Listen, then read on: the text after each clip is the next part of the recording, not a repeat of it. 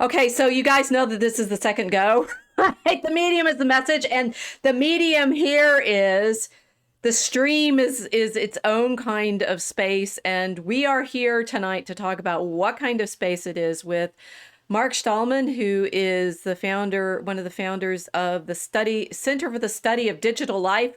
We are here living the digital. Welcome to the Mosaic Ark.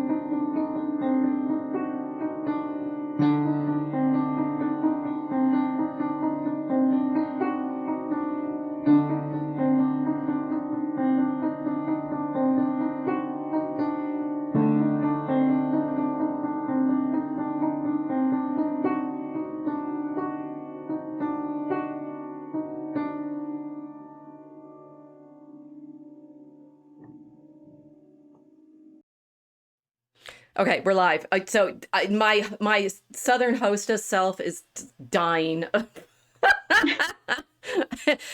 no, I had all the plates set out and everybody, the guests showed up and it wasn't right.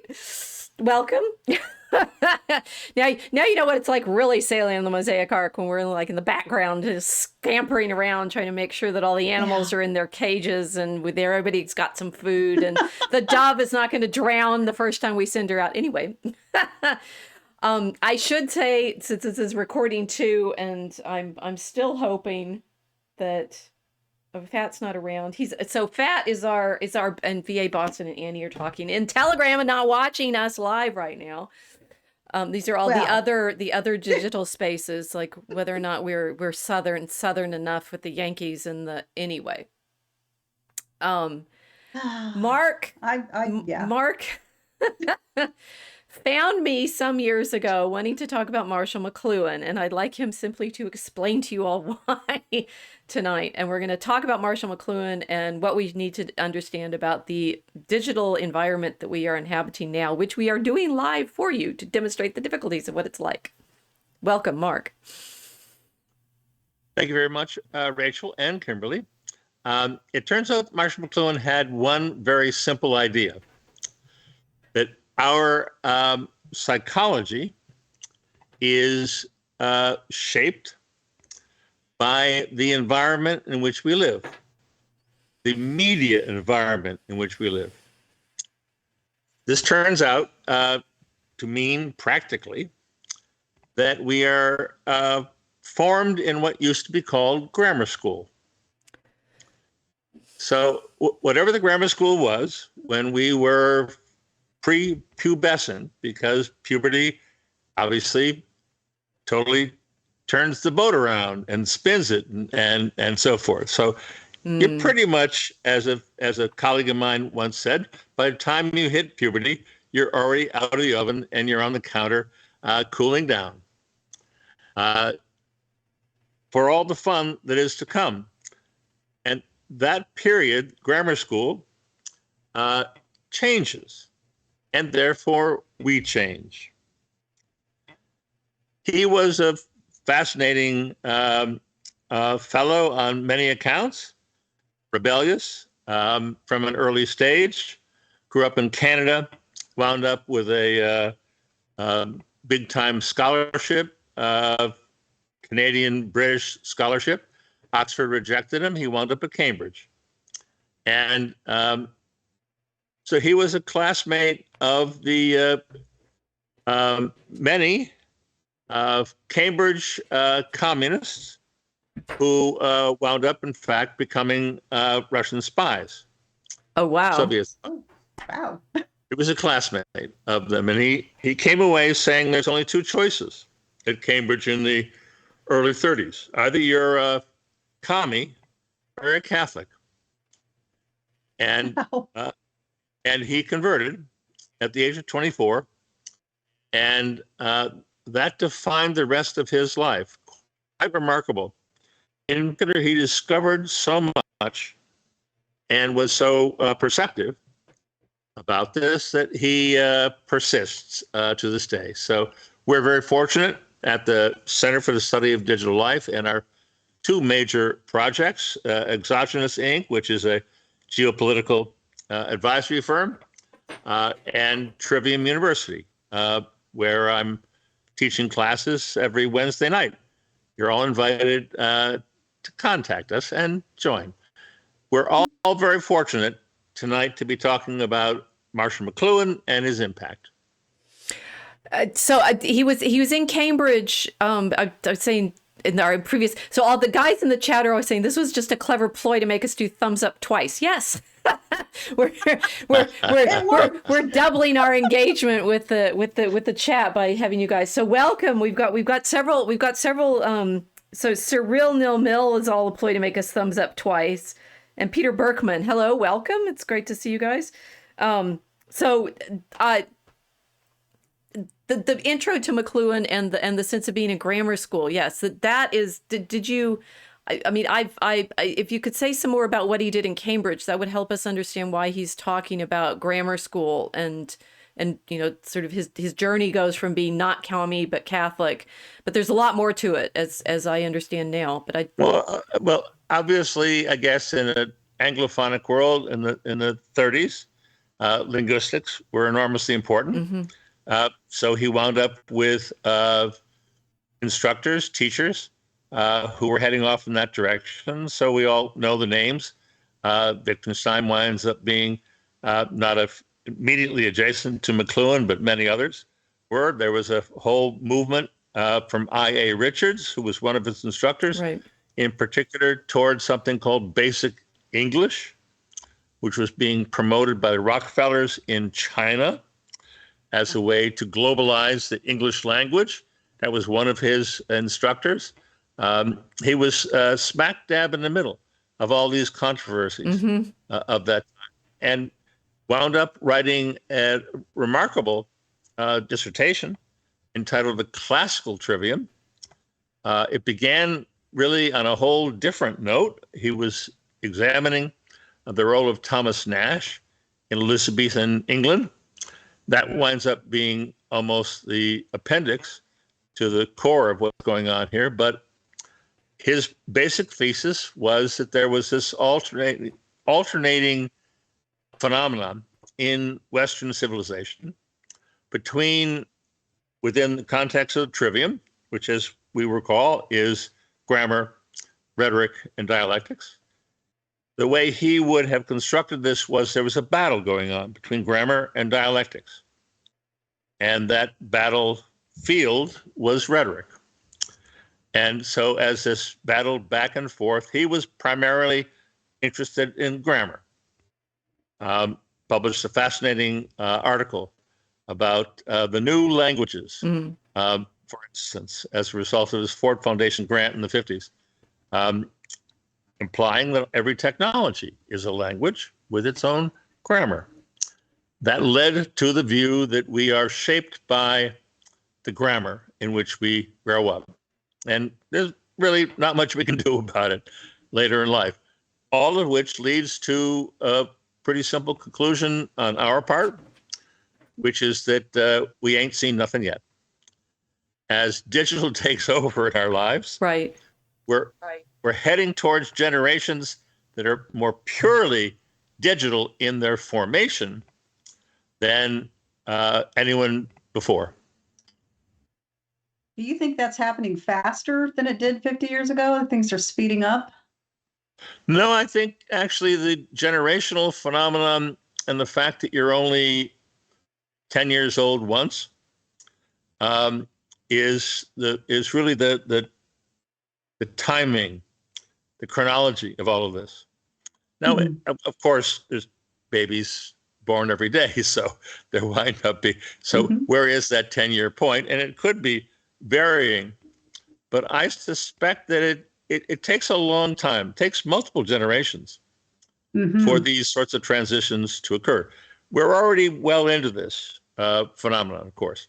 So the difference between what the marketers call Gen Z, which is topping out in the mid 20s now, and the previous millennial generation, generally offset by 15 years by the marketing people, is dramatic.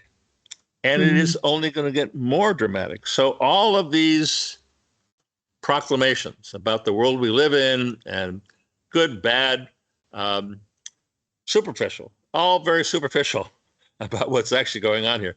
We've had a remarkable shift in underlying environmental technology from television to digital, which in psychological terms, subconscious terms, Aristotelian, Thomistic, faculty psychology terms, means a radical shift from imagination to memory.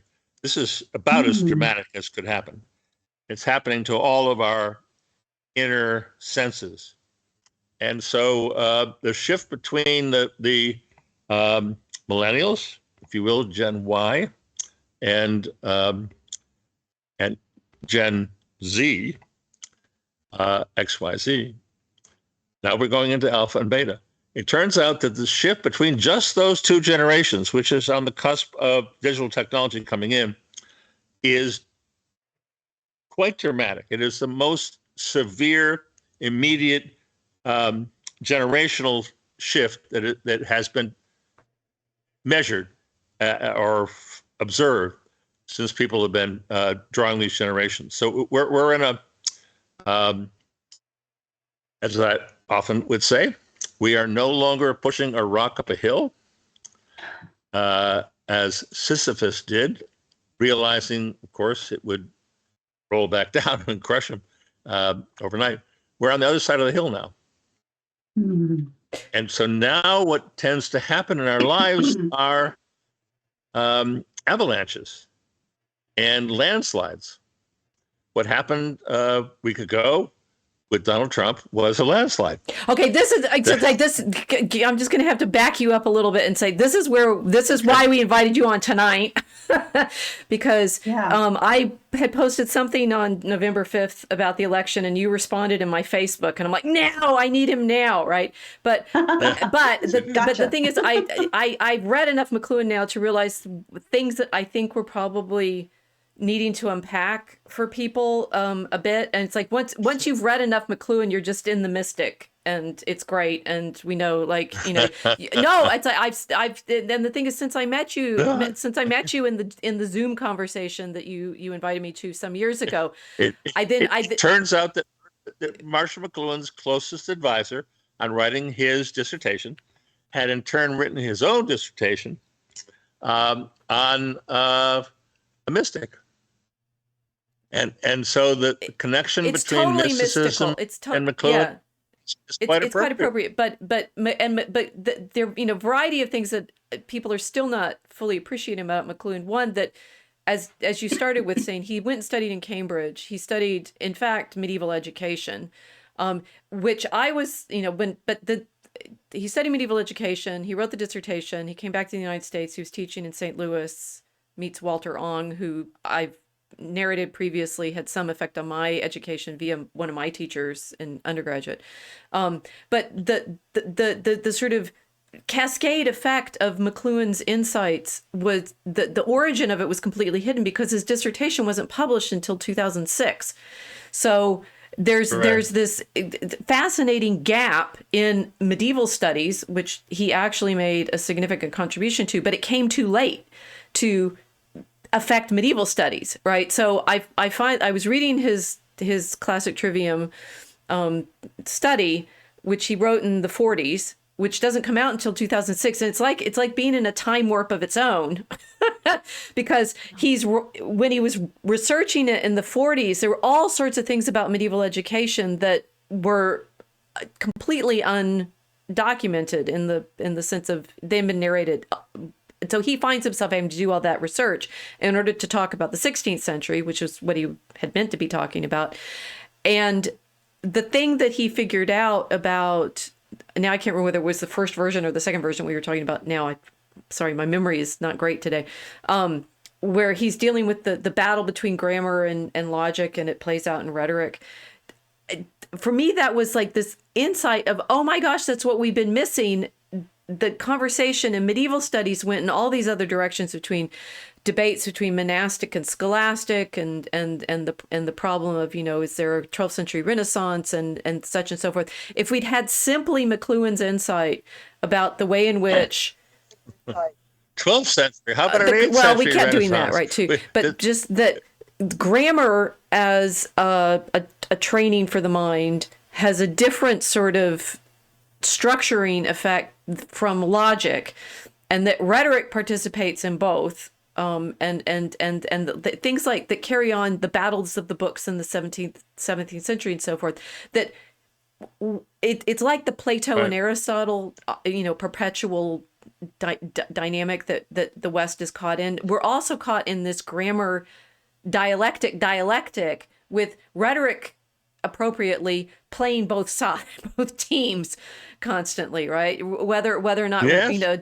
Dialectically you're using. And by the way, it turns out that the Chinese civilization has a parallel version, different, but still parallel. And the difference here is Confucius and Lao-Tzu, Taoism and Confucianism.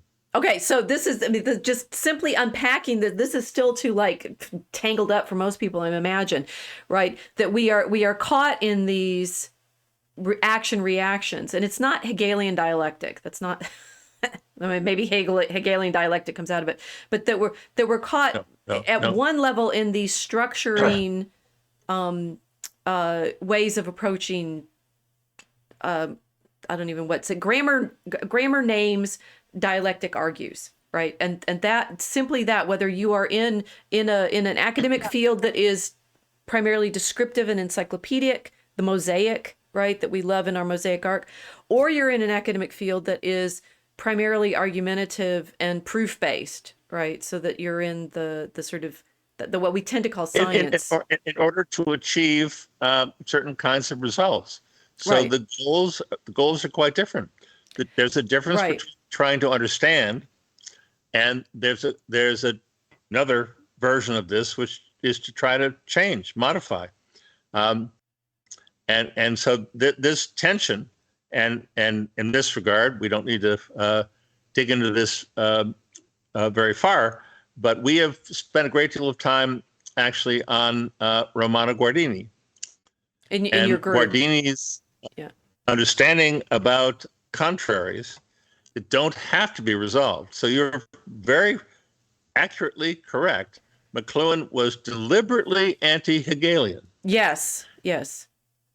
Okay, so there's that first sort of underlying dynamic that he was able to describe, which is within the trivium itself, right? And this is actually helpful. And so we're thanks to Trump's election, and he's appointing right now, and he's going to abolish the Department of Education, yay, and send educational design back to the states and make it more local and stuff like that. But of course, everybody in education is instantly terrified that he's going to destroy education.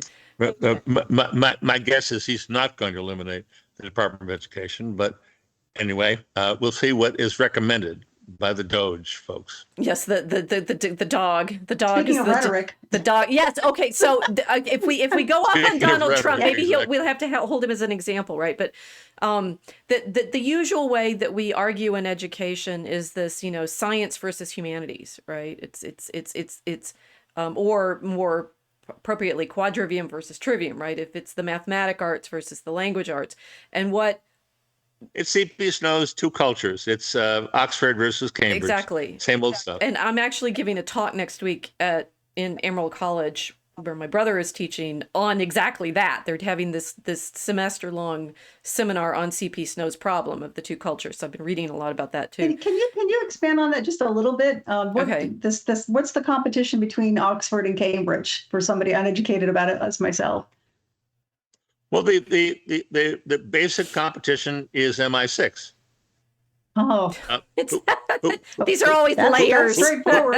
who gets to run British intelligence? Oh, okay. Is it? British intelligence that believes themselves to be running the world, Yeah. and so there's always a competition And that's going on. Cambridge. Is that And Cambridge or Oxford? it depends on what Well, Cambridge time of day it is. Cambridge would be mathematics, and Oxford would be verbal. Well, I'm really fascinated Yes, when you and, said and that. in the time period, C.P. Snow was in charge of scientific deployment for the British Empire in World War II. Okay.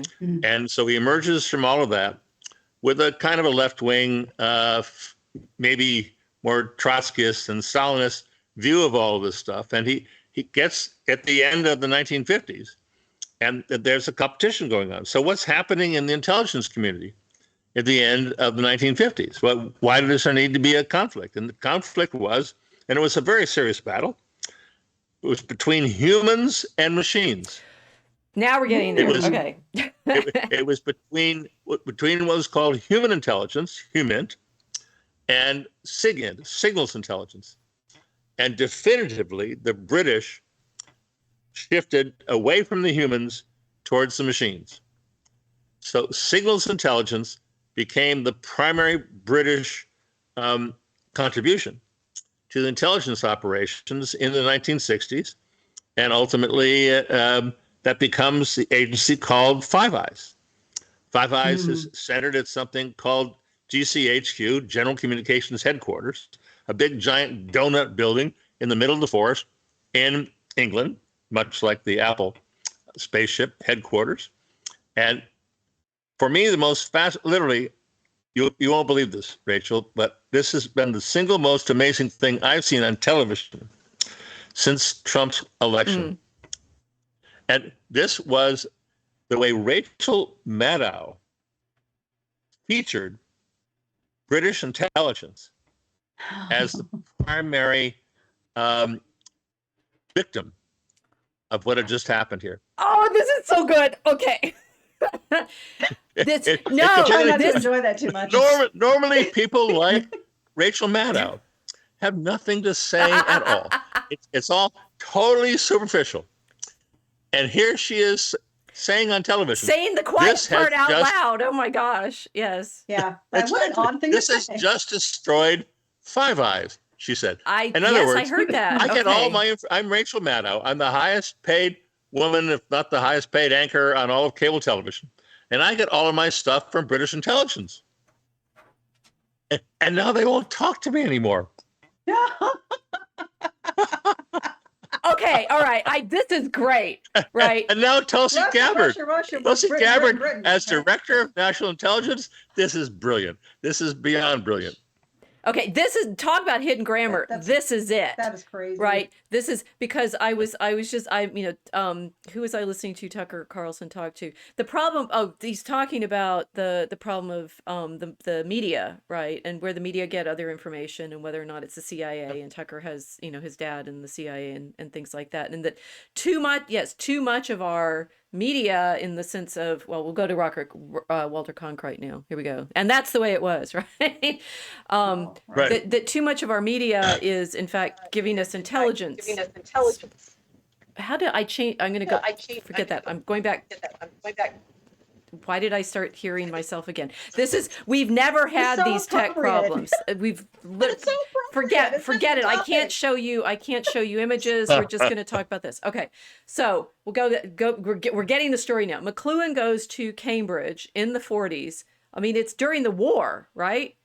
He's It is during the war, and in fact, he shipped copies of his dissertation on 2 separate ships because he thought it was highly likely one of them would be sunk. Okay, so when he's thinking about the necessity of communication, it's not just that you're having trouble making your live stream work, right? It's actual. I mean, it's the physical network of the ships. It's U-boats in the Atlantic, exactly. Right. Okay. And in the middle of all of that, he's writing this incredibly complicated. It's like his dissertation really works on these two levels. One, there's this like the parent argument that's in the body of the text and then the footnotes. And unfortunately, Ginkgo Press made it completely unreadable because they published the footnotes in like the teeniest tiny type they could find. That there's this whole like the ocean subsurface that he's the water above and the sand below. Totally right. The typography of this, yes, and indeed, and whether you put the footnotes at the back or on the same page, very important, particularly in this dissertation. Okay, so and what he discovers, and this is I started all of this saying that when we usually think of the battle in education, it's between numbers and words, which we've now found out is also has this manifestation in the mid 20th century with the British intelligence between Oxford and Cambridge, but that we usually think of it as between the STEM fields and the humanities fields, the verbal fields, but that's wrong, right? That there's all sorts of layers. That is completely wrong. Completely in fact, wrong. Every single version of separation, Cartesian dualism. That yes. And all the way through to these battles, national endowment for the humanities Precisely. and so forth. These battles that have been going on. This is fundamentally incorrect because it has deliberately disintegrated the human soul. Very good. Yes. Yes. The human soul is an integral expression, as Aristotle first described it in Peripsyche, or in Latin, the anima. The combination of form and matter, the necessary for existence of a substance, form and matter, was broken up. This is McLuhan's whole issue about the printing press. Right. McLuhan stops his PhD in Elizabethan England. He then passes along the recommendation to the man who had some influence on your training, Walter Ong, right. S.J. Walter Ong, the Jesuit from St. Louis University, picked up on whose master's degree was supervised by McLuhan, then takes McLuhan's suggestion and winds up with his Harvard dissertation on Ramus and the end of dialogue. And so the distinction between a medieval world and a print-based world is carried forward in Ong's work. And this is where he comes up with secondary orality and a whole series of exercises. But this is important. So let me just for a moment mention Ong's phrase, secondary orality. Orality was meant to be the environment before writing, pre-literate. So Ong's primary thesis in orality and literacy was that orality had been brought forward, it had been retrieved, it had superseded the printing press. Right. And we lived in it seemed to be a highly literate sort of world, but it was really an oral world we were living in. So this retrieval of an earlier environment. We were living in it with the electric age, the orality. Okay. Yes. The secondary orality belongs to the electric age. Correct. Right. And we're all familiar with this. I mean, all this fascination with anthropology, all this fascination with mythology, right. This fascination with characteristics of the oral world, all the way down to strippers with their tattoos. This is all a oral retrieval, and it is kind of, once you take a look for it, it's sort of obvious. This is what we've been doing. We've been rehearsing a pre-literate world. Many people have written about post-literacy and so forth. That phenomenon, because no new environment can just spring up. It has to bring something forward. It has to retrieve something. Very important in the McLuhan construction of the trivium, which, by the way, was Marshall McLuhan's deliberate attempt to unseat a, I guess, left Hegelian view of synthesis. It's not the way it works in the McLuhan tetrad. So this is maybe something You're to going to need discuss to another explain time. the tetrad too. Okay, so just I'm just going to I can do the footnotes. When the guys are saying in the chat they like the footnotes, so that's good. Okay, so we're in this. It's just to back. I'm sorry, just to back up and saying it's not humanities versus STEM. Within the No. McLuhan understanding, it's actually there's tensions within the trivium between grammar and dialectic, which was Yes. great for me realizing. But to understand that the quadrivium includes music, right? So even our definition of what belongs in humanities, which usually includes music, has already got a mathematical element to it. So C.P. Snow, when he's making his argument in the 50s about the literature professors and their don't know enough science, and the science, what's very interesting, he says the scientists only listen to music. So when you're saying that the poles of the dynamic are misdescribed. They've been perpetually misdescribed by this humanities versus STEM. Deliberately, in a very partisan fashion, Right. misdescribed. So you go to the west arch entrance at Chartres. Right. And at the cathedral at Chartres. And you see the 7 liberal arts, which include the trivium and the quadrivium. They were not meant to be separate from each other. It was not meant to be Oxford versus Cambridge from a medieval standpoint. I mean, but it's crazy that what was interesting to me was that McLuhan figured out, and that's like I think just a lot of people were still speaking in code, so I'm just trying to break this down.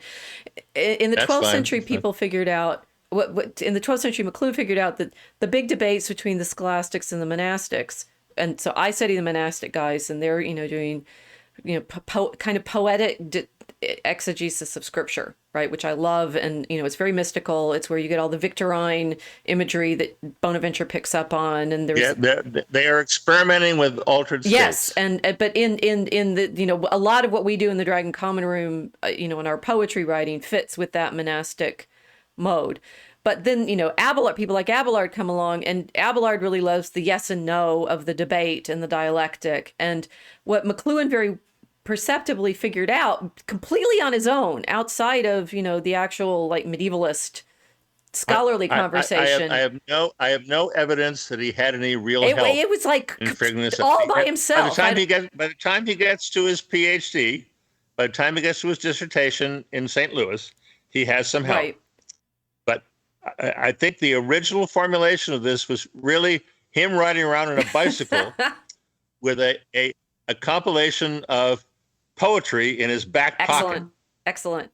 And so he understood that what then later in the 20th century in medieval terms becomes the debate between scholasticism and monasticism was this debate within the trivium between the grammar and the dialectic, between the poetic and the logical, as it were. And what's interesting is that debate is actually the one that is at stake in most, continuing to be at stake in most modern academic debates. It's not between number and word necessarily.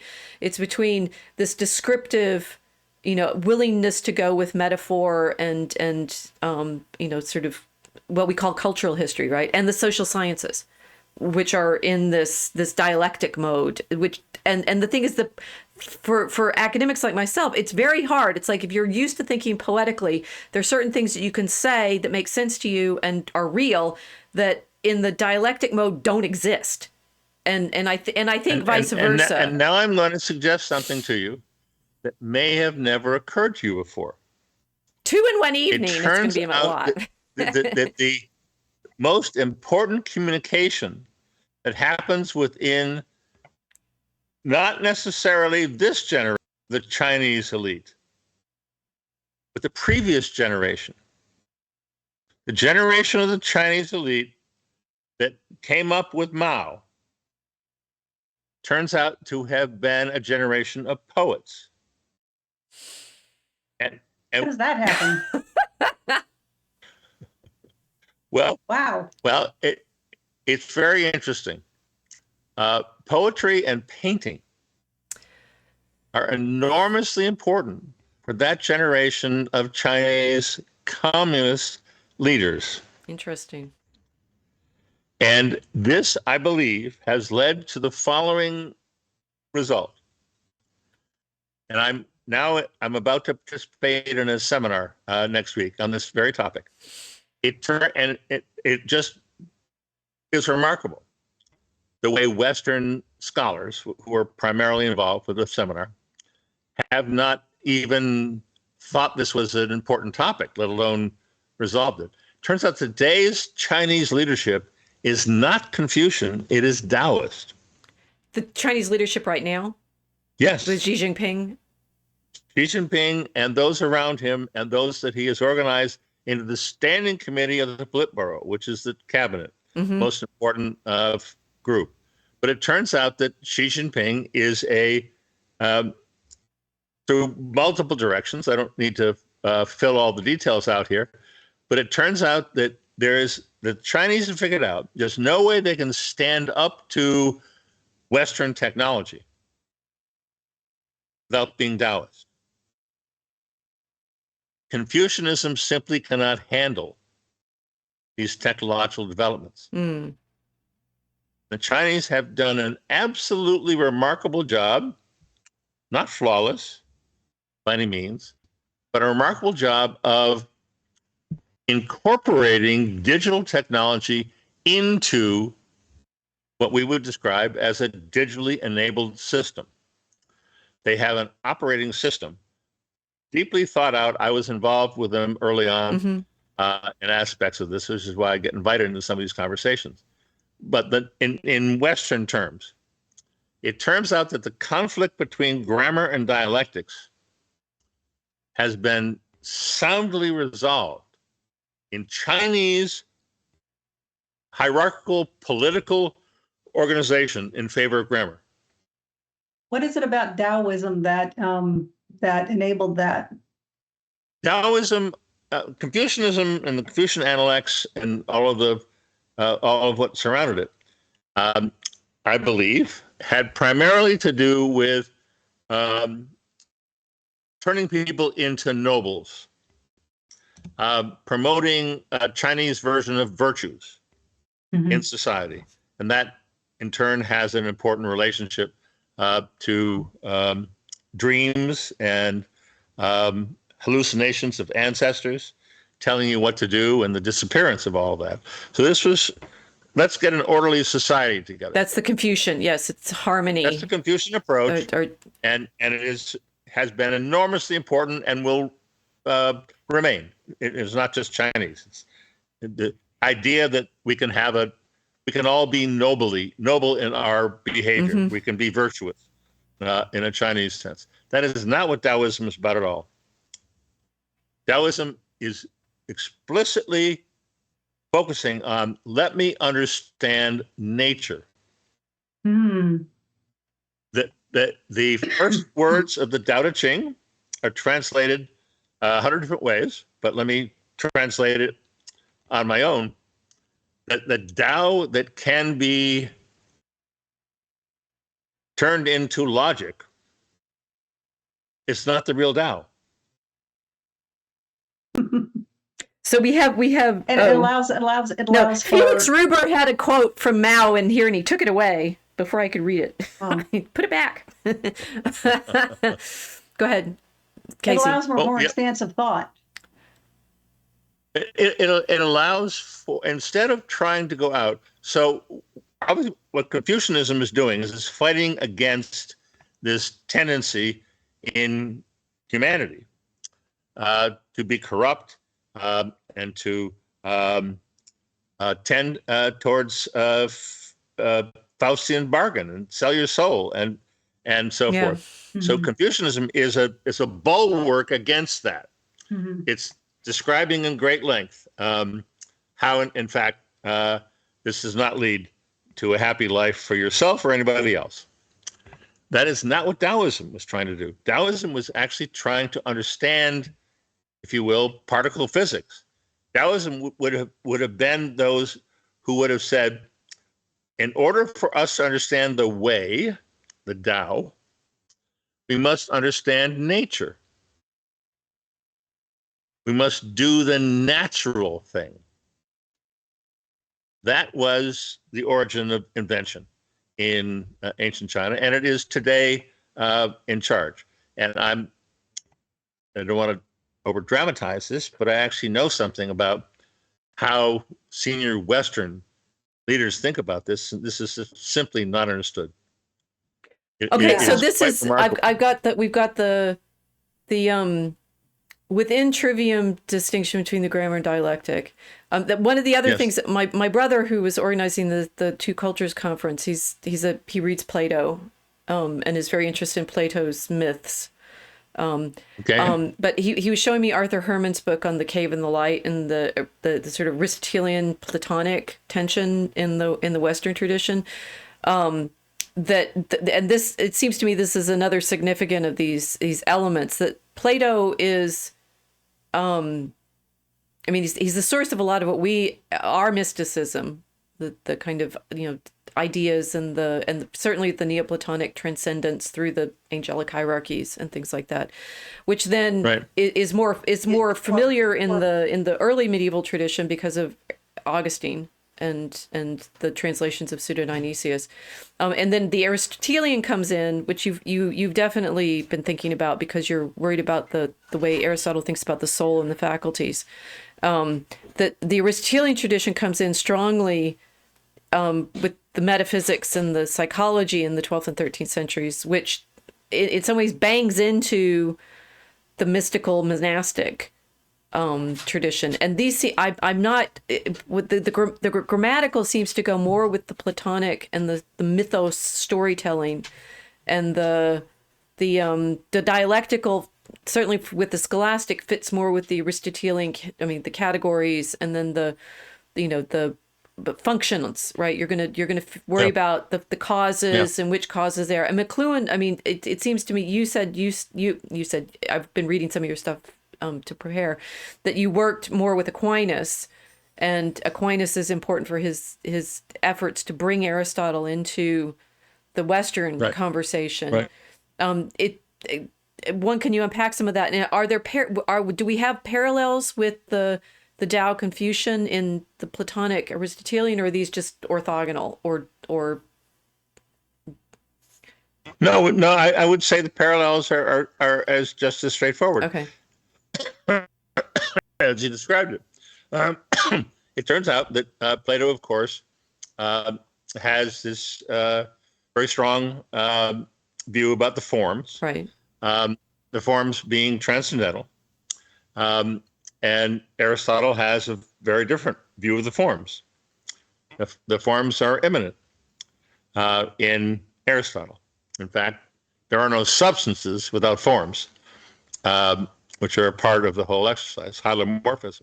Right. So this is a tension within Western tradition that can never, of course, be resolved. Right. There is no answer to this. This is the answer to this is to recognize that contrast, and to then, in fact, incorporate it.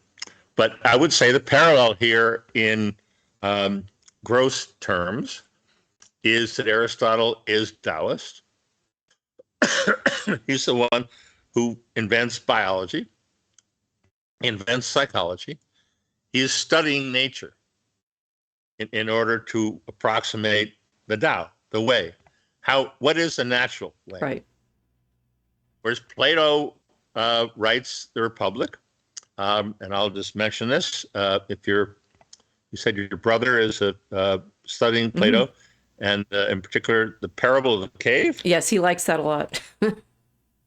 Well, I will say something that your brother might enjoy, and I'd be happy to talk with him apart from this. It turns out the origin of the parable of the cave is the reason why Socrates was killed. It turns out that the most important ritual in the mythic life of Athens was the Mysteries of Eleusis. The Mysteries of Eleusis required marching about 10 kilometers outside of the border of Athens to a port town of Eleusis, and in the process enduring a multi-day long annual religious ritual, which ended in a beer, a barley-based beer, which was laced with organic LSD. Oh my! Oh, the fungus from the Ergot. ergot. It turns Yeah, out that there was a law in and laws in this case means chiseled into stone sort of law, that the temple at Eleusis got the first fruits, the very first harvest from the fields outside of Athens. That meant it had a particular maturity or immaturity of alkaloids. And it turns out that first fruit was delivered to the temple and, in fact, infected with very specific strains of ergot. Well, my. The mold. Okay. In order to potentiate the end result to be a hallucinogenic that stimulated the experience of psychic death and rebirth. Wow. The end result of this experience of death and rebirth, and by the way, there's a lot of books about this, a lot of documentation. I'm not making this all up, although I'm probably making some of it up. It turns out that this Are we scribbling down notes right now? Convinced the Athenian population that we were immortal. You could die and be reborn, which occurred in this event in the Telesteron, the big temple, open air temple, 5,000 people a year in Athens. Big rave, eh? And it was a big old rave. They had music. Okay. All right. Yes. This fits with a lot of our research in Draco Chemicus. It does. Yeah. So Athens was a very weird place. For that other reason. It was the Enlightenment classics and all, marble and reasonable, rational, right? That too, right? Exactly. Sure, Jan. My father was a historian of ancient mathematics, and he gave me a copy, which he inscribed to me, of Dodd's The Greeks and the Irrational. You're right, yeah. That's a very important entry into that conversation. You've got our friend Mel excited now. Ergo, harps, Greeks. Okay. All right. So you were talking about why Plato, actually Herman in the Cave in the Light book has some photos of the cave that he thinks is the cave that Plato is describing. Interesting. Yeah. Interesting. Anyway, so you're going down into the cave, and then it's what you said. Socrates is killed because of this, and it turns into the most famous story. Socrates, when you kind of summarize the accusations against Socrates, it winds up being a perversion of the youth. Religious. That's what he did. Yeah. That he was, and so I will now describe this as my interpolation of this. Socrates was saying to the Athenian youth, excuse me, he was saying to the Athenian youth, you don't have to propitiate Persephone.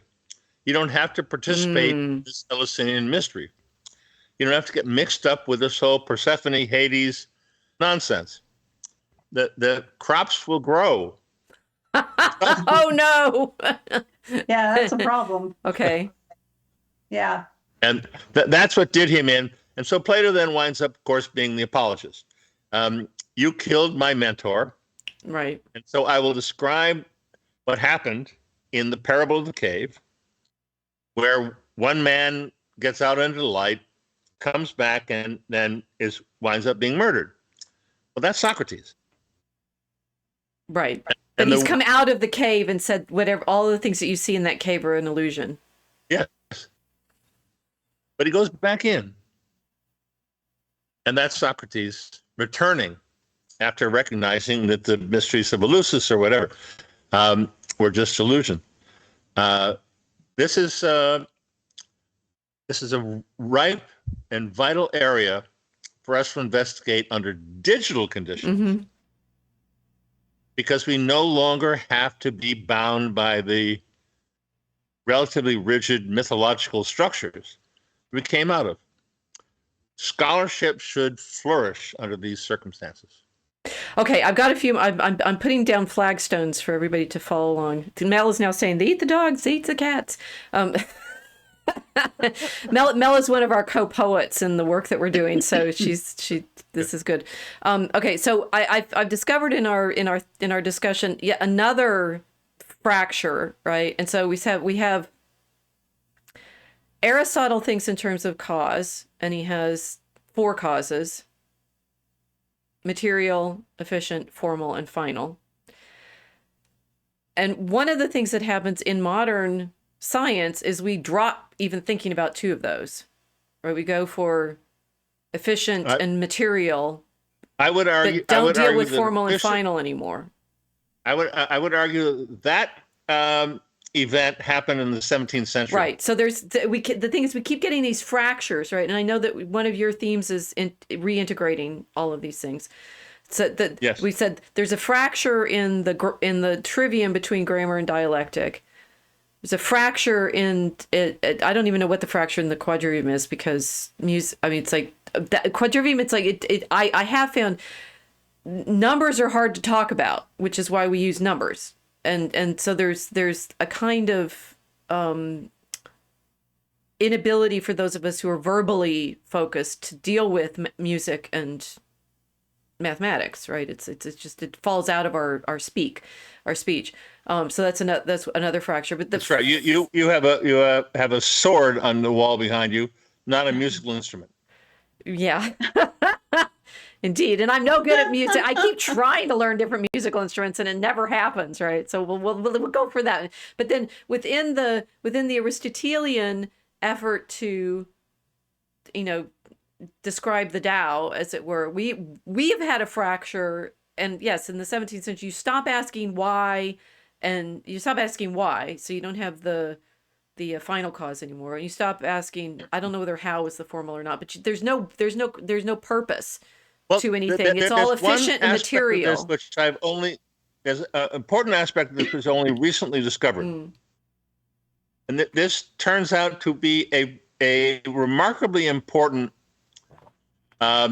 organizing principle out of which modern science arises. Okay.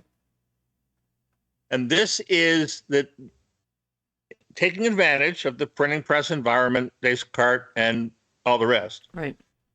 This winds up with really radically defined religious groups, Calvinist groups, who have no interest whatsoever in exploring the theological basis of what they're talking about. That's resolved.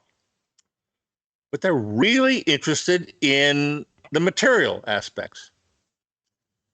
So this separation between spiritual and material turns into the Royal Society of London. Many of the people involved with that, and if you read the original charter, which I think has been modified in its internet versions, I remember an earlier version, the original charter of the Royal Society of London is keep your goddamn theology to yourself. Right. The physics gets completely separated out from the metaphysics. And yes. Okay, so the one layer, the manuscript problem comes out with the split within the trivium. The split within the Aristotelian causality comes out under the printing press, right? So we end up with physics and metaphysics split. And then I think when McLuhan's writing, he's in what you're describing as Ong's second orality, right? So that we're in the electric age of the telegraph and the radio and the television. And I liked what you said in your everybody, guys, you could go and look at the website for the Center for the Study of Digital Life, and a lot of this is very nicely diagrammed. that the television in particular is illusory, right? It's creating illusions. But that seems to me it's a subset, therefore, of the second orality of this electric age, which before our digital age was ephemeral, right? That's one of the things about, well, I guess the telegraph made traces on the paper, but No, it was very deliberately ephemeral. right. The whole idea of recording, but more importantly, indexing television. Nobody in the beginning of television thought that would be interesting at all. Why the hell would we want to keep this stuff around? You only want it live, or you only want it broadcast. Yeah. Right. The It's cave. all You needed it. broadcast. You needed the shadows cast on the cave, the walls of the That's cave. right. Yeah. That is exactly the right analogy. The images on the wall, as described by Plato in the parable of the cave, but that's just the Republic. I mean, in terms of Plato trying to build a completely impossible world, just totally whacking himself out, not on understanding the world, but by making the world into his own view, of course, is the laws. The laws is when anybody asks me, well, what dialogue should I start with? I will regularly recommend to people, you want to know what Plato really thought? Read the laws. Mm. He's a crazy man. Trying to completely remake reality, human beings, and all the rest of it. So, anyway, I'm an Aristotelian, so Good at Aquinas, right? But I get away. What I'm trying to make you do is be very sort of patient with us and not having all of these things all together at the same time, which is where we end up with the digital, I think. And this is what you were trying to explain to me when we first talked a few years ago. That, I mean, I appreciate we're in the digital now, and I think we need to explain the McLuhan tetrad. Which I hope we have enough context now for that. It's a little bit like, it's kind of modeled on the four causes, but it's not the same sort of problem of saying what happens in these new media environments, what happens in these new I mean, the problem is, of course, for McLuhan, everything's a medium. It's not just our communications media, roads, and there's transportation. I like his extensions of man image, right? It's like all of our technology extends us in some way, either physical or it's sensory, I suppose, right? Psychological, very important. Right, our physical and psychological extensions, and that all of it is working back on us, which I find that's actually, I mean, it's funny that it feels mystical for people, but to say, like, if you live in a city, the city's acting back on you. It's completely constructed by human beings, right? People made all these buildings, they made all the roads, they made all the, amenities and the high rises and all of it, the entire environment, and then it works back on you. That seems to me to be a fairly straightforward claim, but McLuhan, he constantly had this problem of people saying, oh, well, that sounds mystical, and it's like, well, it means, and I think Tolkien was good at talking about this, right? The way our tech acts on us, it can feel magical because we're not able to explain why our artifacts have the effects on us that they do. I think it's fair to say that McLuhan's life purpose, once he figured this out, was to try to break that spell. But the thing is, can we? Right? That's say I mean, the primary environment that we're in is nature, right? God planted us here, and that clearly works on us. I mean, we're in relationship with nature. We're in the rivers and the mountains, and I mean, so much of our spiritual language is about our relationship with our natural environment. I mean, but the thing is, in our spiritual tradition, we're in. Your question, Rachel, is that our ability to deal with media, with the effects of media, with the shaping of ourselves by media, As John Culkin, SJ, the man who invited McLuhan to Fordham, said famously, we shape our tools and thereafter they shape Right. us. Right. So there's no qualification in that about, well, is it possible to somehow escape from this exercise? I believe that McLuhan devoted his life to helping us to escape from that. And the main way that he illustrated this sort of possibility of escape is in things like his deep adoption of the 1841 Edgar Allan Poe sent into the Maelstrom.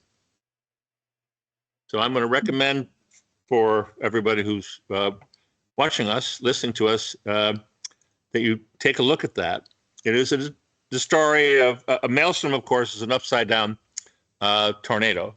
It's in the middle of the ocean, but it's a revolving and destructive force. And boats that bridge this tend to be sucked down and destroyed. So it's a story. Obviously, if someone's writing a story about this, he must have survived to write the story. But the Spoiler. But the survivor. Well, this is his cave story in a way. Okay. Yeah, this is exactly his. But he's playing a Socrates here because he survives. Right. He doesn't walk back into the thing and get murdered by the people in the theater. He survives, and how does he survive? Not to spoil the story to anybody, is he finds something more important than himself, which lifts him up. So the particular mechanics of how that happens in the story, I'll leave to your own imagination as you read it. But I'm quite confident that McLuhan repurposed Poe's story to refer to the church. Okay, yeah, we had the spoiler alert there, right? Is he's actually Catholic, and they're very serious, very seriously Catholic. The medium as the message is, the Word became flesh, like, flat out, right? Yeah, which he never says out loud, except for occasionally in essays. The medium and the light is great. I really enjoyed those essays. Medium and the Light is a volume put together by his son Eric McLuhan, who was a friend of mine. To highlight these materials, and supposedly there's a volume 2, which may get published someday. So that would be nice. Okay, so in the Maelstrom story, that's in the beginning of the Mechanical Bride, right? I actually don't recall where it first appears in McLuhan's work, but it winds up becoming a through line. Yeah, that he repeats these things. Okay, so the backing up again. I have to keep making you back up because I know everybody. It's like, and we're having Felix Ruber, who is giving us quotations from the laws. Magnesia will have a population of slaves and foreigners who carry out necessary tasks forbidden to citizens, such as trading and menial labor. Yes, if you want to be platonic, the slaves are going to be doing the menial labor.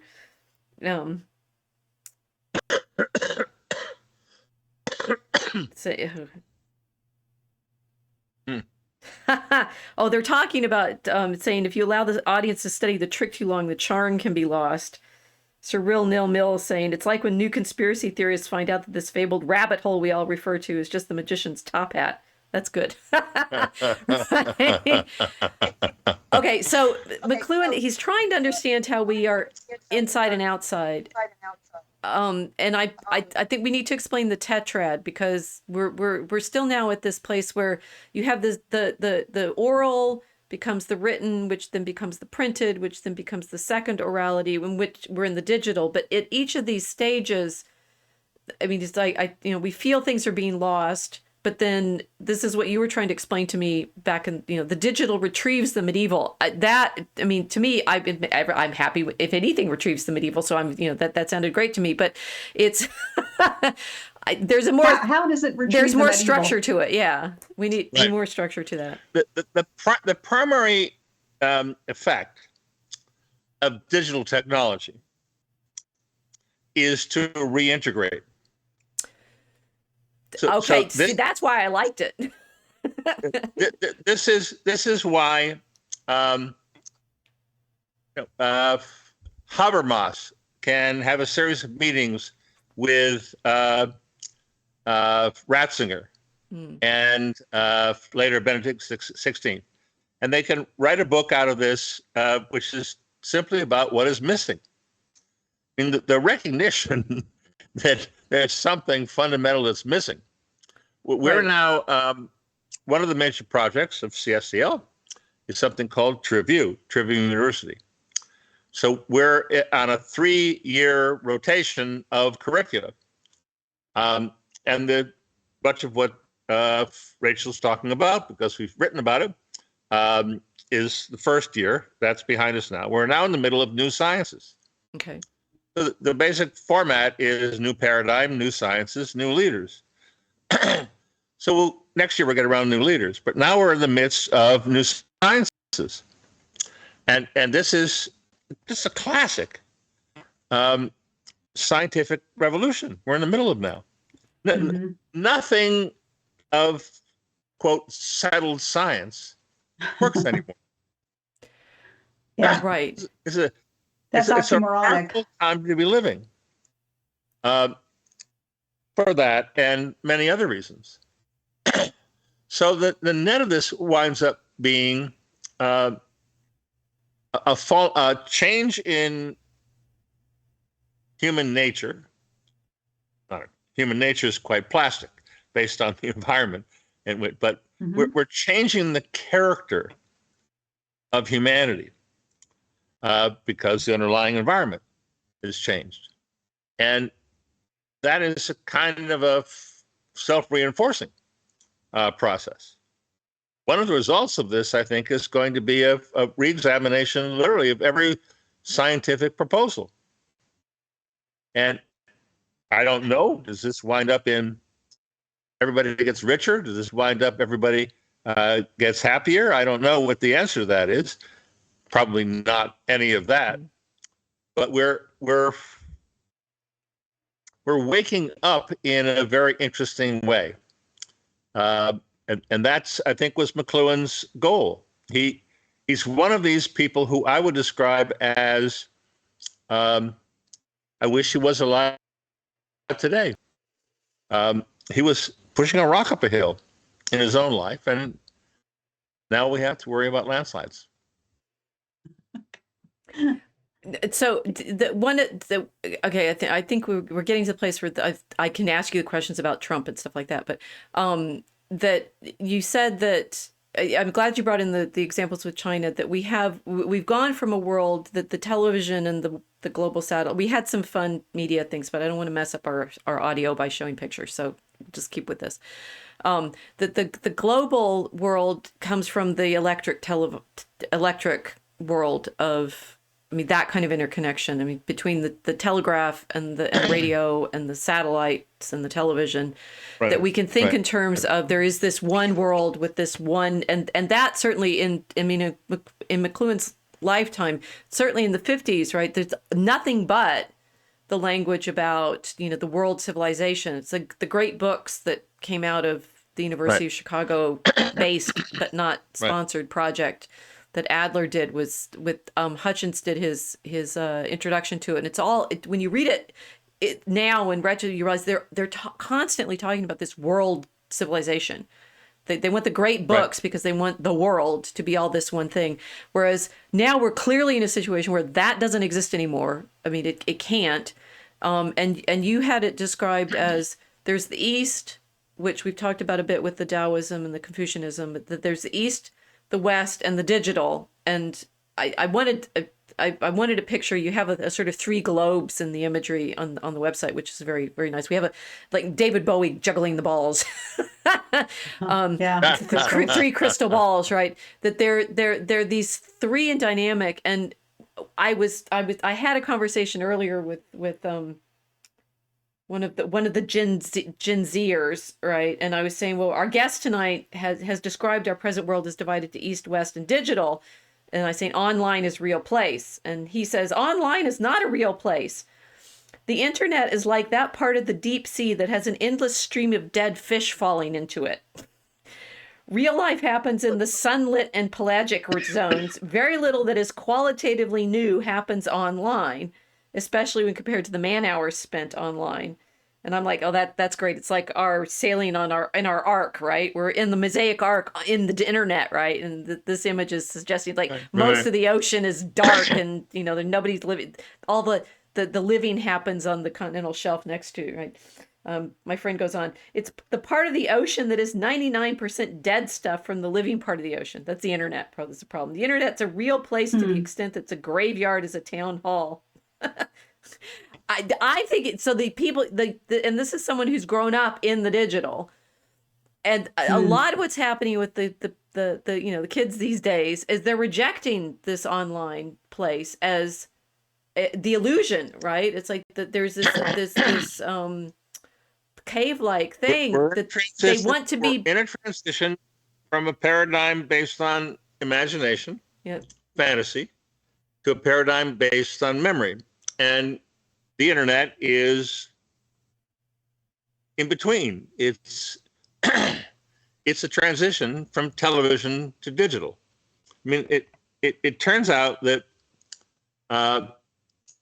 so much of what we call the internet is just a poor replica of a television show, because everybody's become a broadcaster. like we are now. Yeah. Yes, exactly. And here we are. And this, I mean, McLuhan we'd always say, the new media, the content of the new media is the old media. So that makes sense, right? It's like they're printing the manuscript content. A lot of what happens on the radio and the television is making, movies out of books. And now you're saying the television content, the content is this, but it's in the environment of the internet, digital. Or the internet is the media. I do appreciate now, I think a lot better than I did when I first talked to you, there's layers of what the environment is. I mean, this fundamentally right now, we're in sand. I mean, say because of the light and the fiber optic cables and the glass and it's like what we're surrounded by environmentally is sand.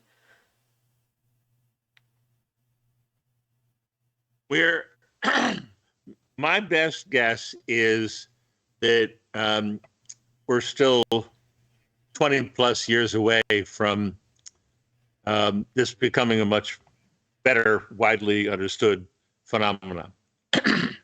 I spend a lot of my time at Triview and elsewhere talking to what I guess, I'm close to 77, so this is kind of stupid for me to say this, but 20-somethings. I have two children. They're 40-somethings. They're millennials. Okay. But I am so optimistic about generations to come. It just appears to me to be inevitable that they will be formed differently and react differently. And if I'm right, we wind up living a more integrated life. By integrated, I mean form plus matter.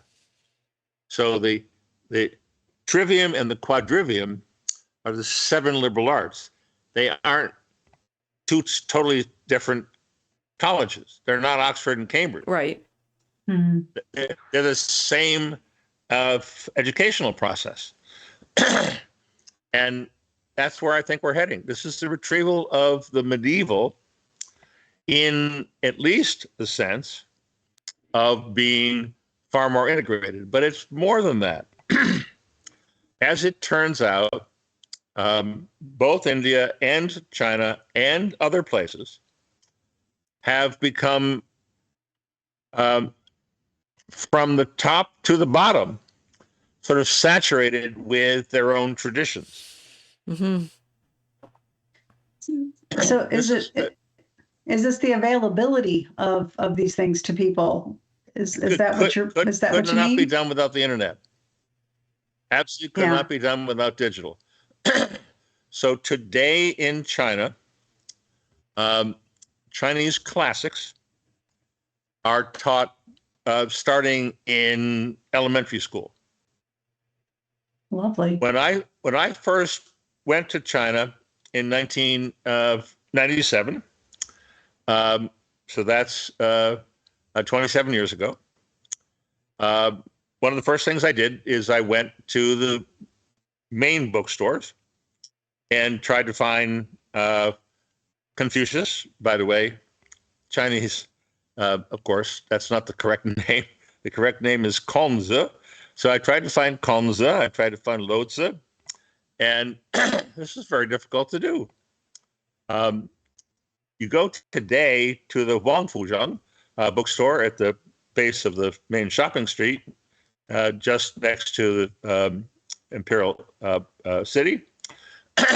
And there are 7 different editions of each of these works available. Mm-hmm. You still can't buy a Bible. It's illegal to buy a Bible in China. But Chinese classics, Chinese have come to the point that they have, many people are convinced that the Western classics are the result of the Silk Road and influence from the East. Shady Barsh, classics scholar, I think classics. Yeah, she's one of my friends. Oh, you know her? Mm-hmm. Very interesting. I believe, Neoplatonic scholar. Would that be the right description, or? I mean, I think of her. She's also done a recent translation of the Aeneid, and she works. Okay. She works as Augustan and Silver Age Latin. Yeah, that makes sense. University of Chicago actually married, I think, to the president. Yes. Of the University of Chicago. With the former president. Okay. He recently published. He died. You know that, right? No, I didn't know. No, Robert Zimmer died a few years ago. Oh dear. Okay. Yeah. Well, she recently last year completely immersed herself in learning at least written Mandarin Chinese, participated in a great range of online publications, and published a book called Plato Goes to China. Fascinating book. So the way the Chinese are approaching Eastern and Western classics, it extends all the way through the educational system. Something similar is happening in India under Modi. These are retrievals of the medieval in their own context. So medieval isn't just a Western. I hope you would agree. Mm-hmm. But it's a well, actually, Shadi's actually Iranian descent, so it makes sense. She's from the Silk Road. Yes, right. Right. Okay, so this is one of our previous guests, Evita Duffy, was just talking today on her radio show about the medieval she's in her 20s, right? She's early 20s, mid 20s now. The whatever factionalism that we describe ourselves now as right or left or conservative or whatever, it's like the younger people, they're fascinated by the medieval and the traditional Mass Catholics and the sort of desire for older traditional forms. Yes. And that kind of retrieval, this is what's funny for me is people are saying, oh, we don't know anything anymore. And I'm like, we have access to everything in a way no previous civilization has ever had. It's like we're frenzied at the sense of I can look it up, right? It's in your pocket. Preparing for any of our streams is me going online, going how many, all of that, and that just within my own field, on the one hand, European studies are out of fashion, and people aren't majoring in the fields and such anymore. But on the other hand, we've been in my professional career, we've been in an absolute golden age of translation. All of these texts that were only available in Latin, when McLuhan was doing his research, I have books and shelves and shelves and shelves of new translations of texts that had not ever been translated into English that now you can assign in class. And it's available to people. McLuhan was a 20th. I'm sorry. Sorry, it's available to people who aren't academics too. There's a Telegram channel I like to browse through every day. I don't know where he gets it from, the person who runs his channel, but he's turning all these old books, old Irish books in Irish Gaelic and in English, both about the history of Ireland and the poetry of Ireland and the mythology of Ireland for like a couple of centuries. And he just keeps loading these up every week. So it's like you have a private Irish history library right there at your fingertips, and it doesn't cost anything either. It really is quite amazing. Anybody who has any kind of interest in any kind of history or literature or poetry, it's at your fingertips. It's extraordinary. I work off of footnotes of footnotes of footnotes. So I wind up in an archive pretty quickly. And it just completely amazes me, the amount of material that's available online. I'll get stumped from time to time, but just a couple of years ago, I'd run into roadblocks on my amateurish sort of research. There's an army of people out there who are finding this.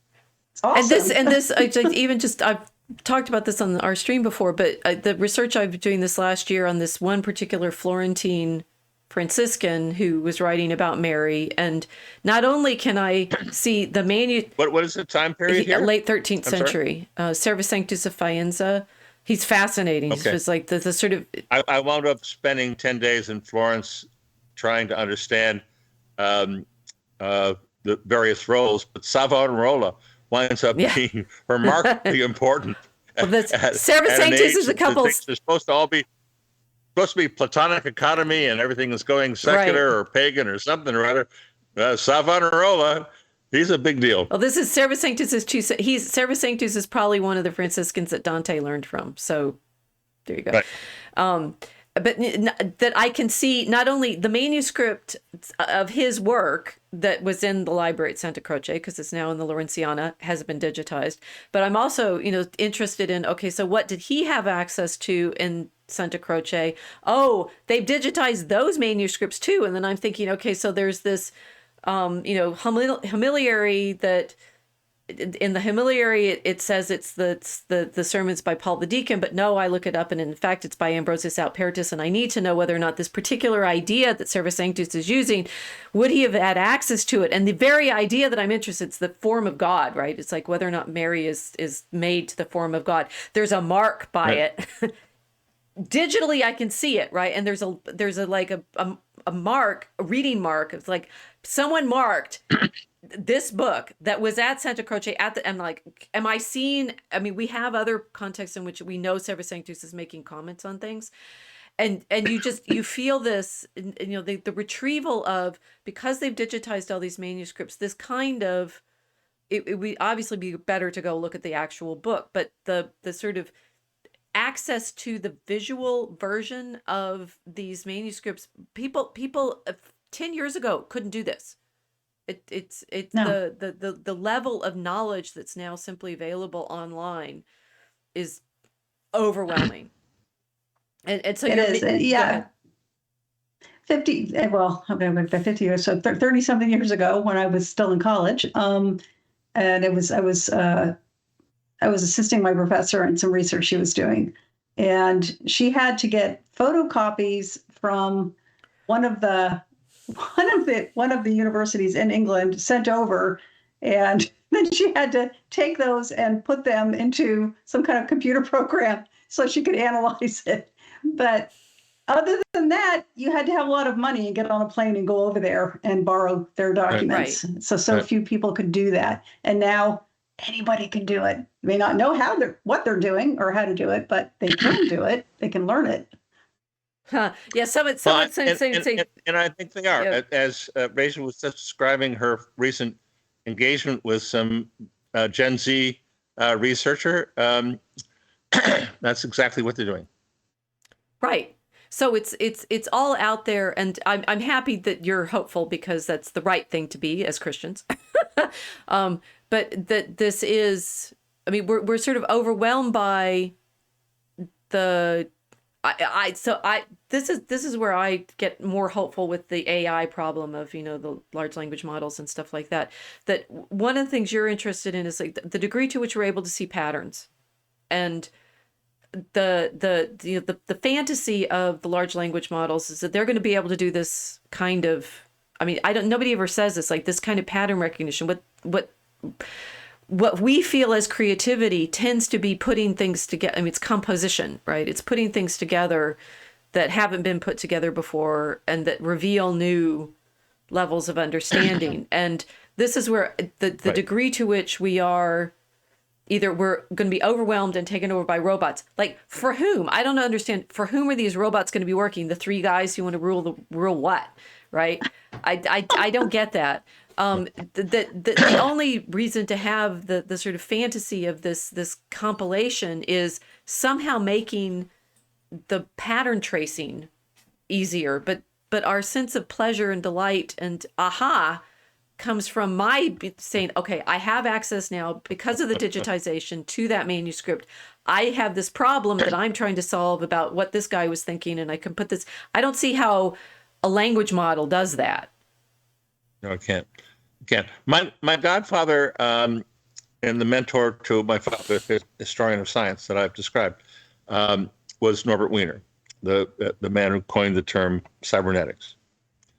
And Norbert Wiener was, according to my father, I've actually written this up in an essay for IEEE, published in 2014. But anyway, this is Wiener's genius project. But he was very pessimistic about the people who were around him. Late 40s, early 50s, after World War II, there were many other imperatives and really driving things. And so because I'm, I guess it's almost like a grandfather of some sort, my father's mentor, but I get to watch movies that were made in 1948, and they sort of make sense to me as the way people were thinking in those days. And he was very upset. But he said, if we do our work right now, someday somebody's going to come along and pay attention to what we're doing. That's what's happening right now, is everybody is starting to pay attention. There are millions. I believe there are millions of people today who are paying attention in a way that just wasn't true a couple of years ago. Yes. Quite remarkable. That there's the catalyst has, well, the degree to, I do want to talk about Trump a little bit if we can, because that's how I was going to say, yeah, go ahead. Being locked up for 3 years made people pay attention even more because they had nothing else to do.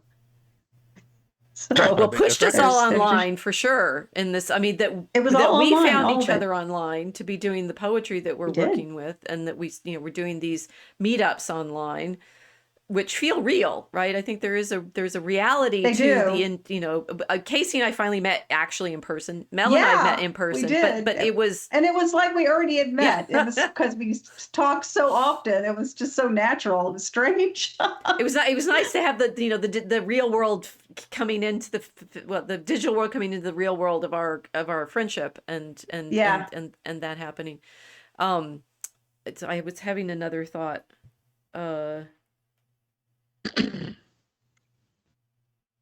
I'm thinking about the retrieval. Well, yeah, because I wanted. This is that Mark sort of intervened on my Facebook. Now I can't remember what I'd actually said, but it was like suddenly everybody started putting on this. Like we've got this. Someone was saying this Gamergate goes to government now. Right? Yeah, they all started with that. and there are a variety of things that I've noticed. Incidentally, one, like everybody's watching all the cabinet picks, riveted, and yes. and that could not have ever possibly happened before. Exactly. Who the hell would have cared? Right. True. Right. So we said that we know who all these people are. We have the kind of evidence that would have only ever presented maybe to the Senate. Who knows, right? It's like there's this whole other layer of our ability to engage. No, we're now all of a sudden we're all on the Judiciary Committee. Yeah. There was the among television all channel. the rest of the things we do. There was a television channel that used to televise it live, and I'm trying to remember what it was called now because it just got Well, completely. C-SPAN is C-SPAN, thank you. traditional Yeah, cable channel. There are right. multiple C-SPAN channels, but That's when it Well, started, but it's nothing to this level. But everybody can watch it 24 hours a day and watch multiple interviews on different right. devices within an hour. And yes, I know who 5 nominees are for 5 different cabinet positions. Yeah, like, and even 5 years, Strange. 4 years ago, it's like they get put out there. People, react in different ways, and you're like, oh, I don't even know what they're talking about. And this time around, I mean, I'll say some of them I do know in person because I've met them, so that gives me one level of engagement. But even there's been so much conversation for so many years now about so many of these players in this particular performance that we are in fact engaged digitally at a completely different level from, and I'm wondering therefore about this was not planned, but thinking about the degree to which we are not fragmented, because I think we're still in lots of little subsets of the online conversation. Mm-hmm. I think there's the digital of all the scanning and the books and the retrieval of information that's all suddenly available out there, but you still need to know how to deal with it. Think about it. Look for patterns. There's I know how to look for the manuscripts, but that doesn't, I didn't figure that out, completely, like without any background or teaching. Mm-hmm. No, your description of this as performance, I think, is correct. If it's on television, and very often if it's online, it's just a performance, and the inclination that we're on, the rate of change that's going to happen, we're going to wind up in a situation where we're just going to have to, be forgiving of people's confusion. We all know a lot of people who become very upset, and some maybe even seriously off kilter as a result of this. We're on a very steep trajectory here. This is going to be quite different a couple years from now. So why are people upset? What's upsetting about this? Is it simply the flood of information? Is it I mean, you're trying to. I mean, I feel I'm exhausted. You're like trying to remember everything all the time. So there's that the digital as memory. The integration. I mean, the people are finding it difficult to. I have sensed that being a medievalist and retrospectively realizing I've been McLuhan-y all along, that a lot of the sense of the which side. The feeling of being only on one side of the picture constantly, I'm like, well, I'm more familiar with this problem of finding yourself in a new frame, I suppose. But why are people going to find it so upsetting? We're homeostatic creatures. we're built for stability. Many people describe it as survival, but I think stability is probably or balance is so therefore something which is aggressive and challenging. It should be a problem. You don't want a population to just shift around minute to minute based on what's happening. You want some sense of why are you making such a big change right now? Yeah. By and large, I mean the so-called progressive tendency is finished. There's no possibility of recovery at this point. We're heading into a situation, I would suggest, where the basic approaches will orient around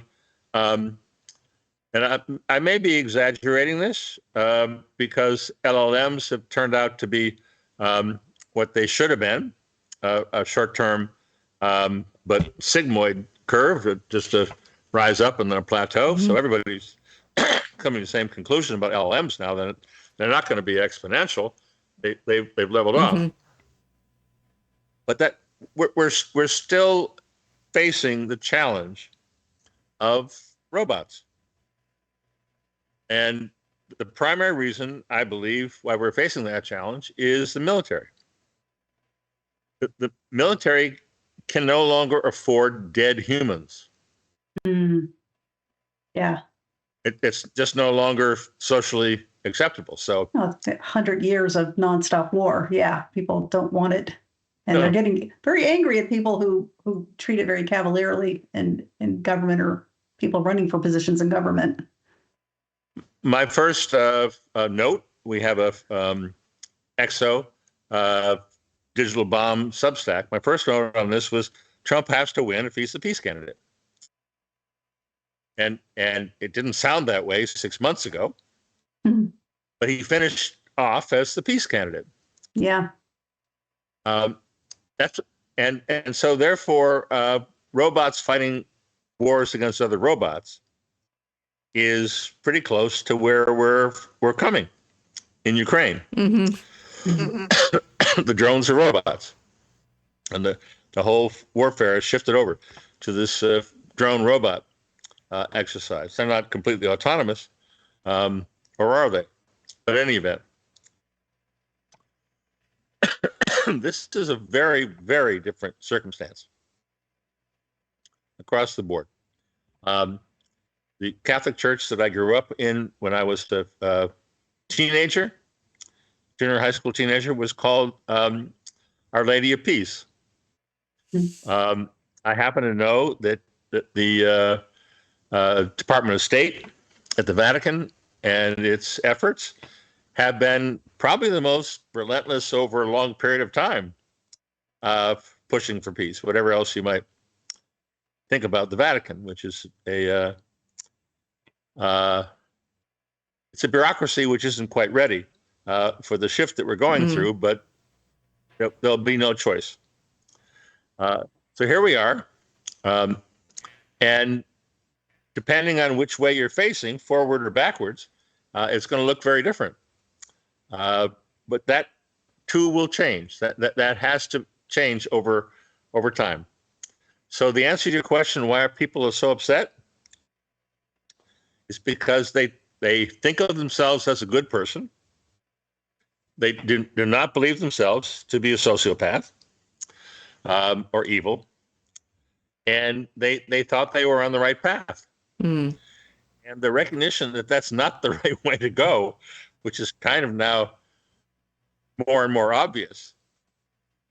I mean, the idea that, as came by today in one of the posts that was on my feed, the idea that being liberal is now the resistance. Yeah.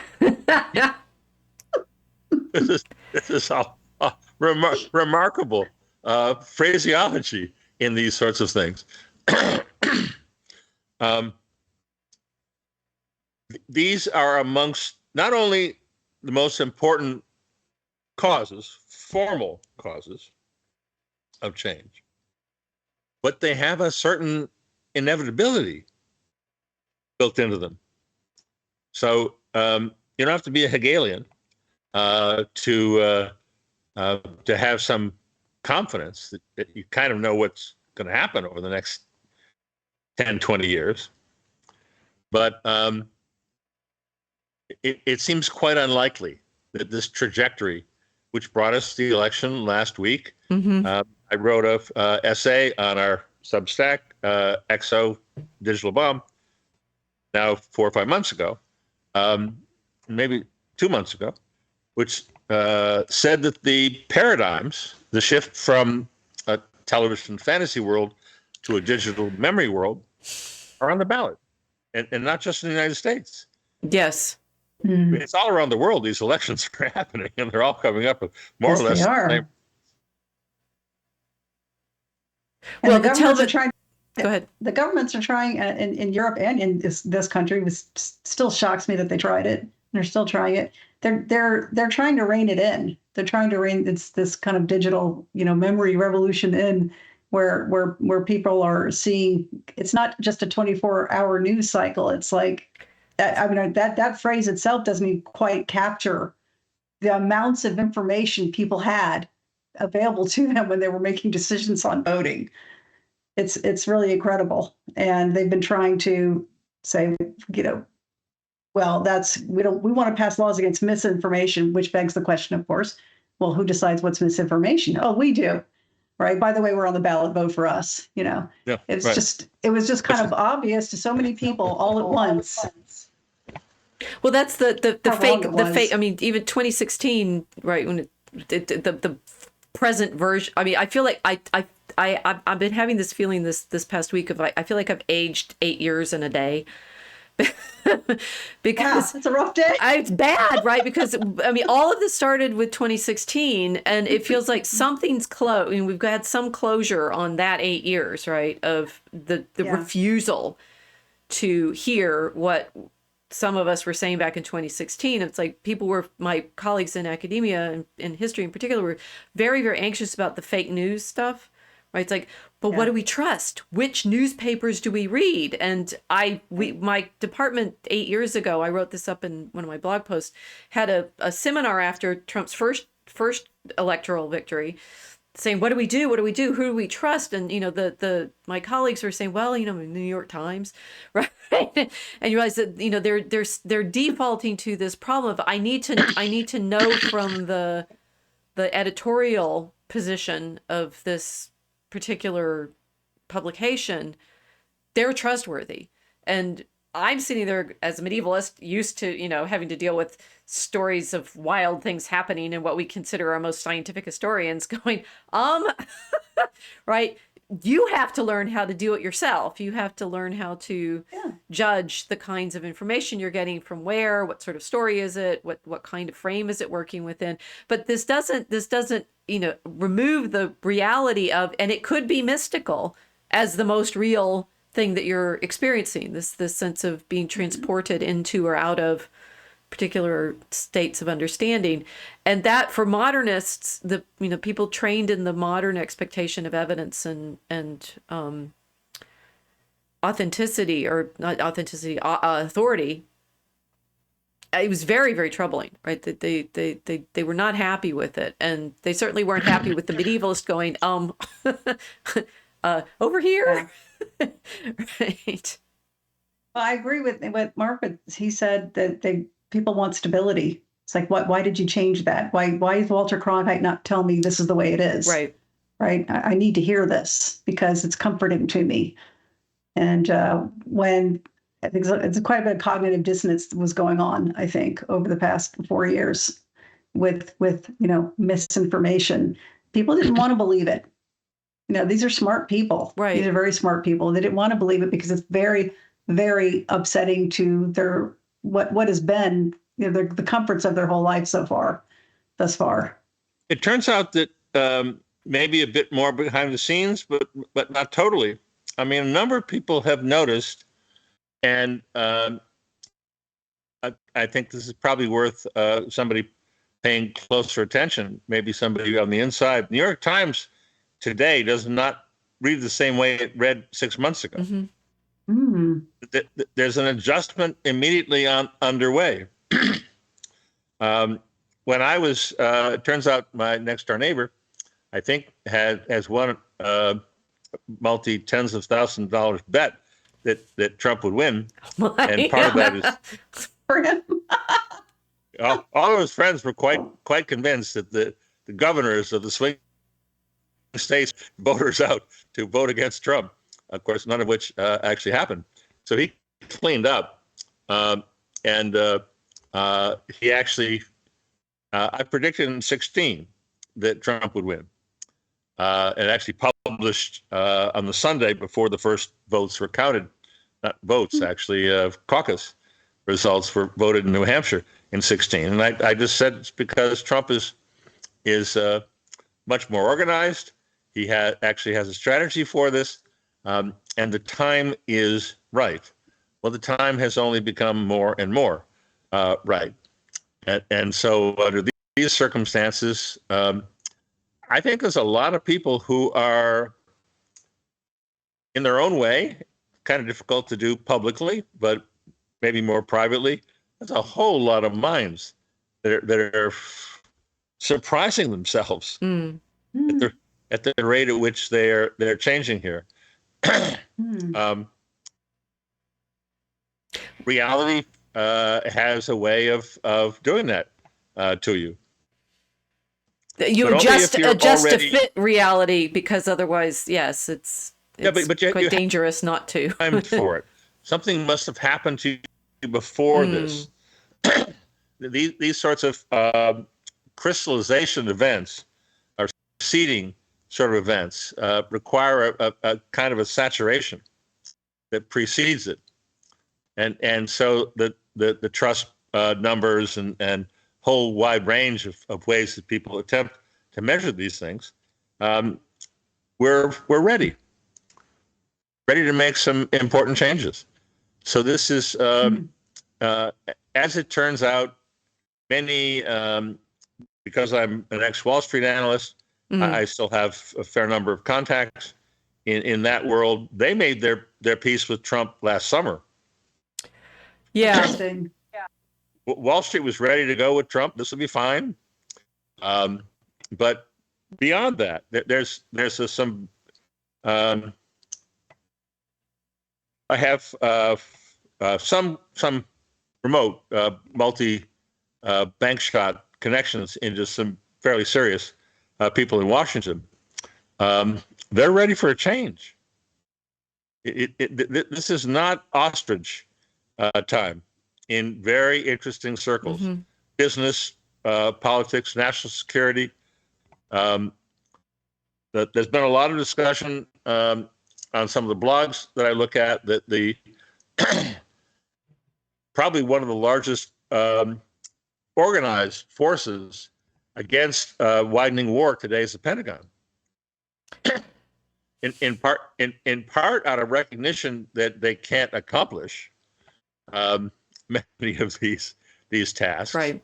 Yeah. But I think it's entirely that operational. I think there's something very interesting is happening in military, business, political circles as a result of all of this, and so it's again, landslides are more likely than pushing a rock up a hill, which we've all right. We're all mature enough to have spent a lot of our lives pushing rocks uphill.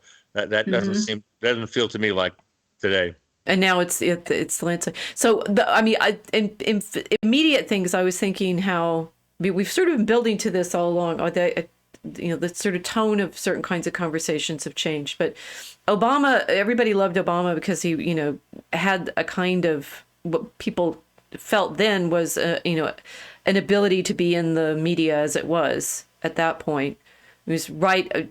2008 was like right when I got on Facebook, right? It's like just the social medias are just coming in, and everybody said, he organized really well, and there's all this social media. And of course, then when Trump comes along in 2016 and does Twitter, and I think the Democrats had thought, okay, we know how to do this game, and Trump comes along and use it. He really blindsided them with his tweets, which I'm recognizing now. I mean, I was reading my colleague Casey Mulligan's book about what it was like being on the CEA. I forget exactly how it said, the Economic Advisory Committee, right?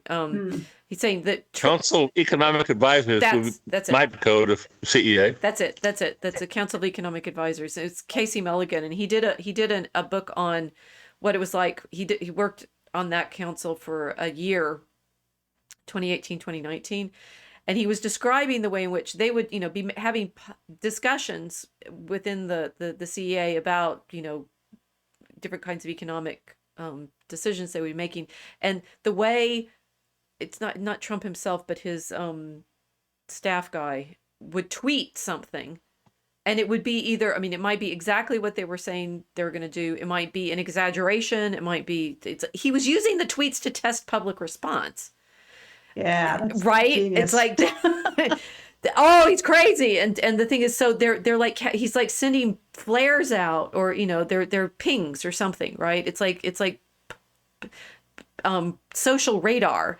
How do people respond? And then Right. he would, you know, act on the basis of what he learned. It's like they were test shots. And he clearly, I mean, it's interesting that 2020 was different because we were all in the internet completely because of the lockdowns. Coming back this time around, he clearly, the rallies were very important. Like, people saw him in person a lot, which is therefore a situation where he could get shot, potentially.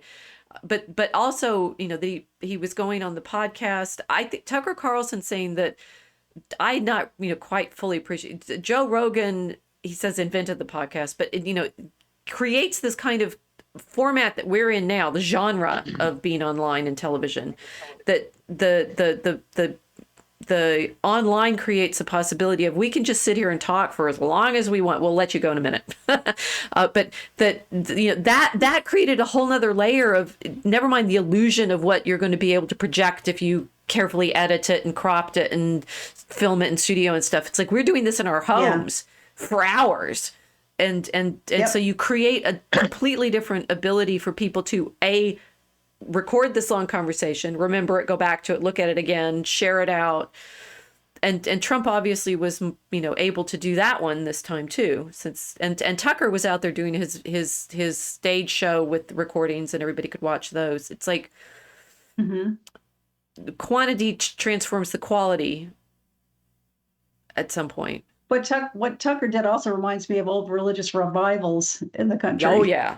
Going Tent around meetings. to huge crowds. Oh yeah. Total tent meetings. It's yeah.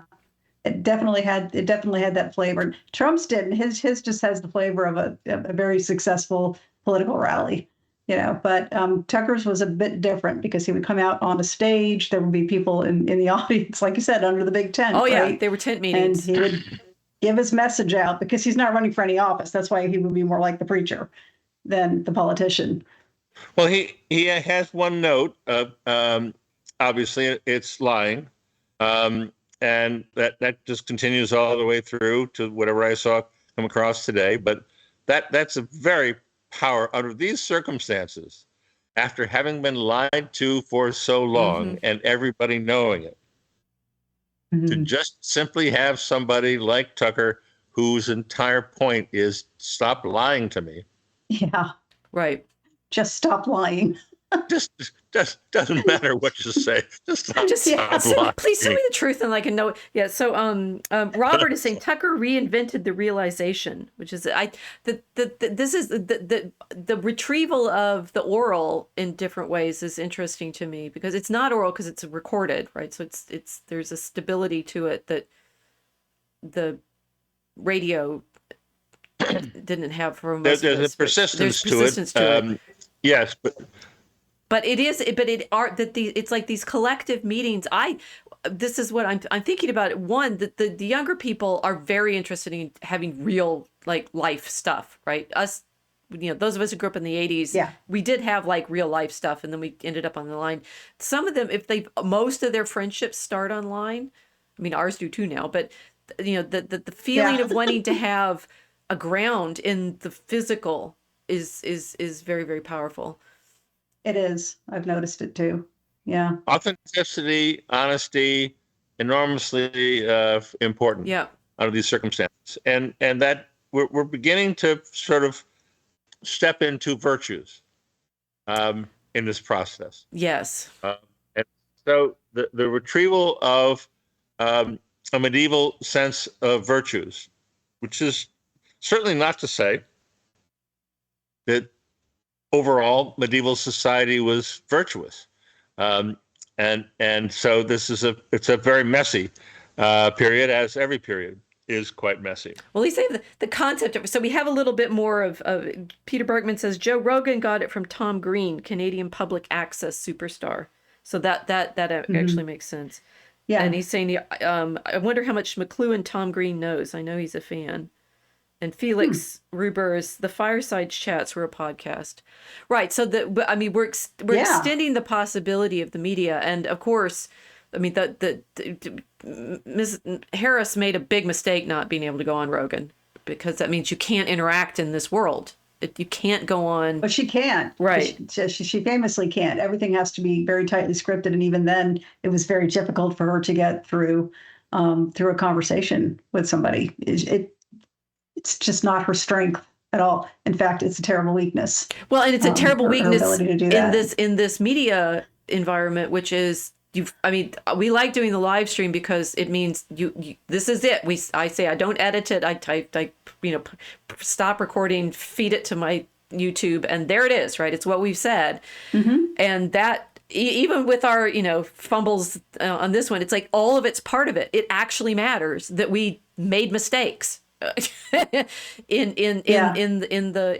creating this artifact. Just don't lie about them. Right. We're not lying about it. It's like I fumbled this, or that happened, or the experience with the tech is actually also part of it, because although we've created some degree of illusion with the OBS screens and things like that, that's why people like Joe Rogan's 3-hour-long conversations, you feel like you're in a real engagement that just actually happened the way you're watching it. Yeah, it's like walking into a pub and seeing two guys talking. You're like, what do they say? That sounds interesting. I'd like to sit down. It's very intimate. Okay, so now we've done our 2 hours now, so we will now let you go to bed. But I had a few more comments from our viewers. Rogue Wave saying authenticity is the key in the new internet atmosphere. It's interesting because we know how to create all the illusions now. The AI can generate off images constantly. The wanting to see the actual interaction is necessary there. And Peter Berkman saying virtue. I'm reminded by Bernie Sanders talking about justice at Liberty University, of all places, before he was burned by the DNC. There's some interesting convergences going on between Sanders and Trump right now. Well, remember who was on the DNC when that was happening to Bernie? Tulsi Gabbard. Oh my gosh! Well, we're gonna have some strange bedfellows in all of these engagements. Yes. Well, we're gonna be holding everybody's feet to the internet. We're gonna be watching. And don't believe the army of autists isn't going to notice. Right? Oh, yeah. We're all 4chan now. Gamer, the ride never ends. So, Mark, this is, I hope you've enjoyed this. We very much appreciate you fitting to our time for streaming. And I'm grateful to that. Do you have anything that you'd like to end with, and remind everyone where to find you, and last words? Yes. The primary website we have is the Center for the Study of Digital Life, which is digitallife.center. My email address is different from that, but if you wish, info at digitallife.center or info at exogenous will get to me. We have three major projects. We're running an online panel, graduate school called Trivium University. University happens to be a top-level domain, so trivium.university.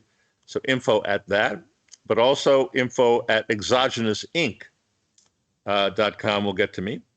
Exogenous Inc. is our geopolitical advisory firm, and it's quite remarkable, the number of people who are ready to actually begin to think about some of these things. So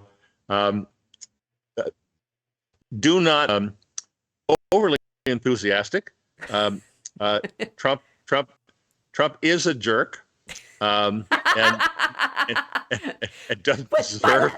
What's your last word? Trump is a jerk. But as Steve Bannon described him, he's a perfect vessel for what's going on at this point. What's going on? Really radical paradigm shift. It could be described as a scientific revolution. could be described in a number of ways.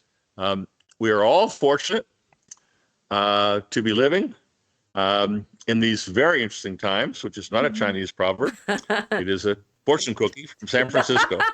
Oh, drat. It's a first. No, don't tell me It's that. a cookie.